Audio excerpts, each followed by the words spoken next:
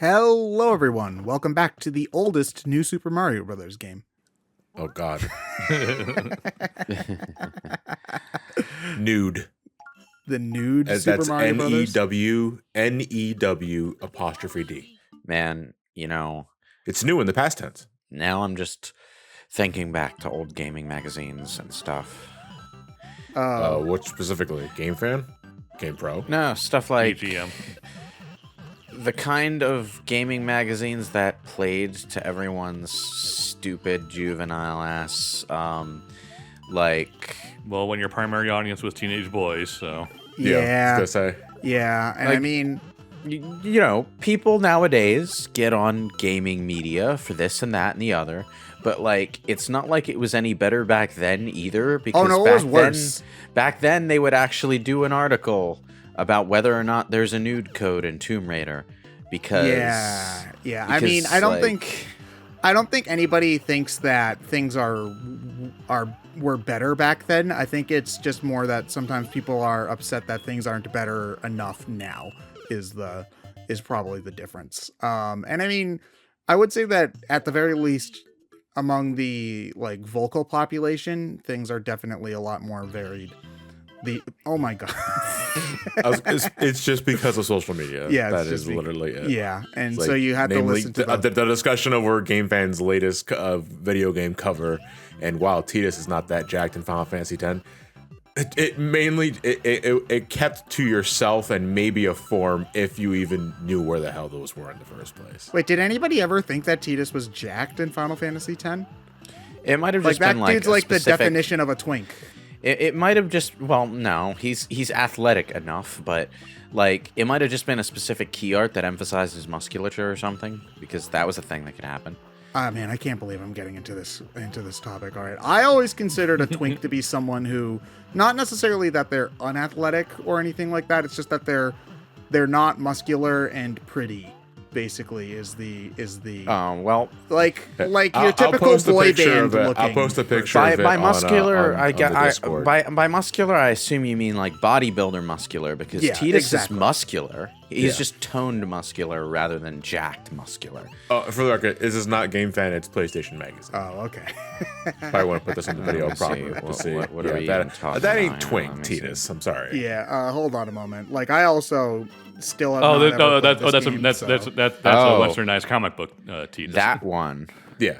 I remember that one. I wish I didn't. Oh my god, that does look like Rob Liefeld. Holy shit. No, it's better. It's not Rob. It's better than It's Rob. got actual Liefeld. hands. Yeah, but look at Yeah. that Well, neck, that, though. I was say he's better. It's better than Rob Liefeld because he has hands and we can see his eyes. Yeah, but look at that neck, though. That neck's thicker than Duke Nukem's. I like the whole anime grocery store romance novel cover vibe that art has. Oh yeah, if this was a live action version, he'd be played by Fabio in that. Yeah, absolutely. Fucking romance novel. If it was a live action version, it'd be some random low budget male model and some random low budget female model just posing for a stock photo that's used in three separate I'm novels. imagining the back of the cover to that romance novel. It's like Yuna keeps her emotions to herself after a lifetime being No, it'd be- sequestered. But can Tidus from another world allow her to open her heart? And then it's just No, like, it'd be something about how she's this college student who doesn't need love or something, but like She's a strong, independent woman who don't need no man snap. but like then she meets a guy who's both a millionaire and a former Navy SEAL, and he's so Whoa, alpha. what a coincidence. And oh wait, did I just describe Jurassic World? Yes, I did. Does Jurassic Jurassic World have World bad actually- main characters? yeah, Jurassic World is a romance novel. Like all you have to do is make like one of them a cowboy or a Scotsman. No, you don't have to or a secret change. agent. You don't even have to. You don't have to change either of those characters. They are straight out of romance novels. Like, dude, Mr. Alpha Man. What's his name? The fucking Chris Owen Pratt? Grady. He's literally a former Navy SEAL. Yeah, former Navy SEAL or current Navy SEAL is also a romance novel genre. There's cowboy, there's Duke, there's fucking Scotsman, there's like high fantasy versions, it's just like there's some weird ones. I just gotta say, and they almost always have accents. It's just like, okay, it's a really, really ironic choice for Jurassic World to go with those particular characters, though, because like the characters in the Jurassic Park books are kind of like they're intentionally made to be really cool scientists because like. All right, I'm gonna say this like right now without like trying to downplay it. Crichton kind of wanted to write about really unrealistically cool scientists. Like the way he describes the characters is like, hey, all those conventionally handsome and cool things? Well, scientists can be those things too. It's scientist riding a motorcycle and being like, "Hey, babe, E equals MC squared." That's kind of why in the first Jurassic Park movie, Hammond describes Ian Malcolm as being like a rock star because that's how Ian Malcolm was described in the book. Like he had a rock star look to him. Then there's Sarah Harding, who actually, ironically, the movie's made a lot more average than she was portrayed in the book. Is that the woman in the first Jurassic Park? No, Sarah Harding is from Lost World. Oh, okay. I haven't seen her movie version has zero resemblance to her book version because they kind of combined the most badass character in the novel with the most idiotic character in the novel. So, oh, god damn it. I just realized I forgot to record this at 60 frames per second, which is why half of the bubbles are one color and half of the bubbles are another color. It's because they flash at different colors every other frame to look like that. Sonic 2's shield, we meet again. Yeah. Didn't you know Sonic is a giant blue ball and that's all he is. He doesn't have any other frames of animation. Or maybe he's a hedgehog with a static blue sliver of something just vertically slicing through his middle.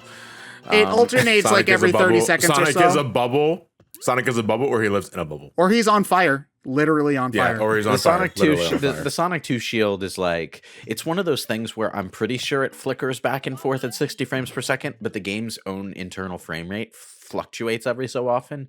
So occasionally, like when the game slows down just slightly, a 30 FPS recording will switch over to the other. Because the game does have lag. Yeah. Too. That's the thing.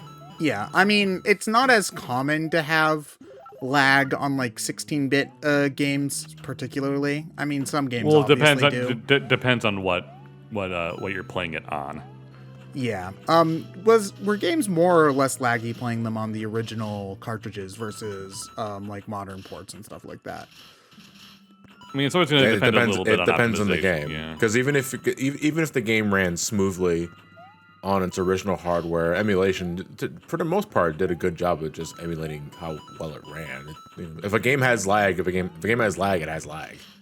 No, see, that's not always the case because there are games that had lag, and then you put it on beefier hardware that can actually handle it. The lag kind of not completely goes away, but gets much more mitigated. Can you think of an example from like 16-bit, 64-bit era? Paper Mario. Paper Mario is a really weird game. So like it's different depending on whether you're playing it on original hardware or on the Wii Virtual Console and the Wii U Virtual Console. One thing that you can notice is that like transitions between areas and battle screens and stuff are quicker, but like it takes way longer to load the pause button for some reason. Paper Mario is a weird game. And yeah. Ocarina of Time ran better on Virtual Console, I believe. Yes. Right? I mean, that game never really ran great. It ran at like 20 frames per second max. Well, I mean, it ran 3DS better. version, It ran better is the thing. The 3DS version's also really stable. Yeah, but I consider that more of a remake than a port. Well, I mean, it's weird. It's like kind of a port and kind of a remake at the same time. Yeah, I would say it's a remake. Yeah, but I mean, like, it does kind of feel like in a lot of ways they just took the original game and gave it a modern coat of paint, you know? So Ocarina of Time DX Director's Cut, yeah. Yeah, pretty much. Only it's Wait, actually you have an to say improvement. DX and Director's Cut? Okay. It's actually an improvement this time, so. Yeah, I'm waiting for better Ocarina of Time on Steam. I wish they would actually re-release the 3DS versions of Ocarina and Majora's Mask on Switch. Well, I mean, because... we can't even get the Wind Waker and N64 Twilight versions.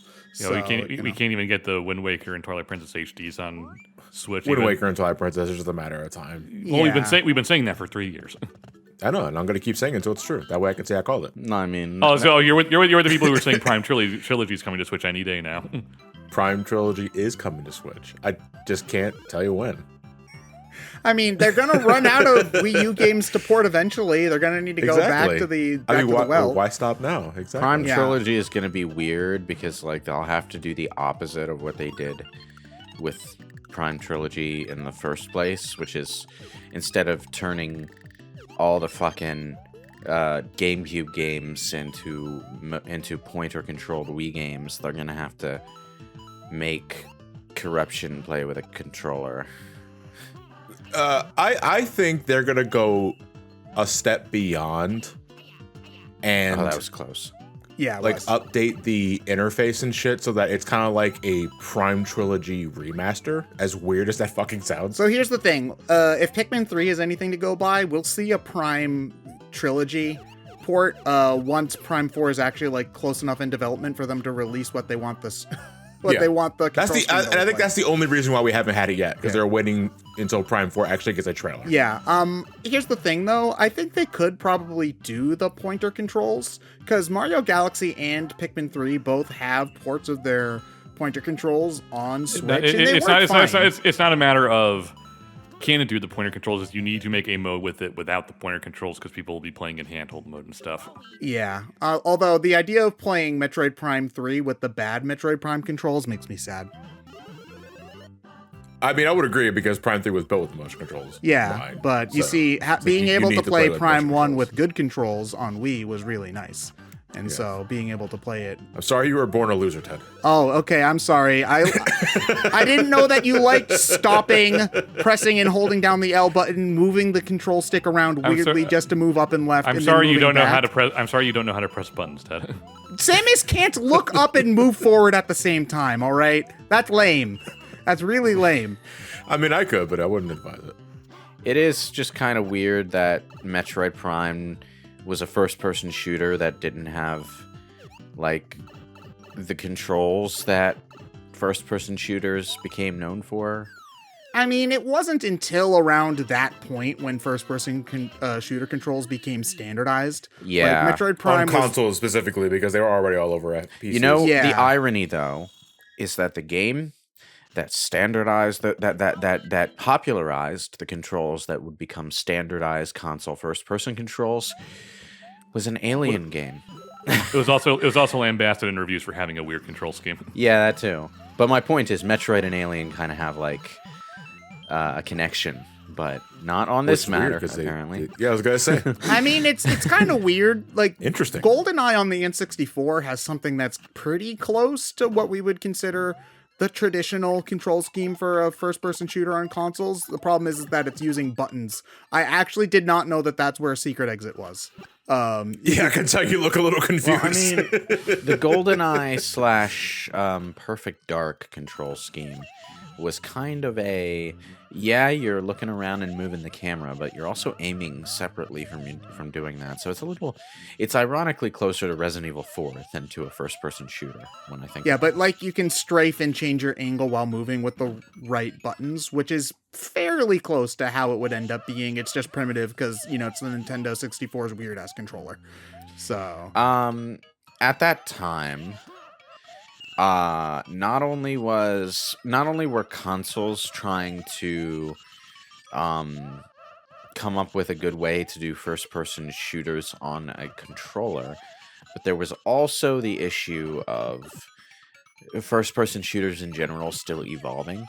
So 3D shooters were themselves kind of new. When did Quake come out again? 97, 98. Okay, because that's like one of the very first huge full 3D first-person shooters I can think of off the top of my head.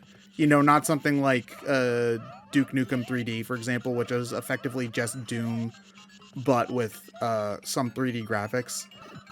like Doom, but with Johnny Bravo. Yeah, Doom with pretty much, yeah. Unless if Half-Life was another big one. I'm not super well versed in this genre, as you can probably tell. Someone call Trav. Yeah, he knows this kind of stuff. I mean, you can also just wiki it. Yeah, that takes work. Google search. Because PC hardware wasn't as specialized for gaming at the time as console hardware, 3D gaming started its evolution primarily on consoles, but it was a weird time around then that PC games started to catch up, and experimentation took on a different form on PC. I want to say like very late 90s, early 2000s is when the two sort of reached to the same point from different directions and then started to evolve in different directions from there.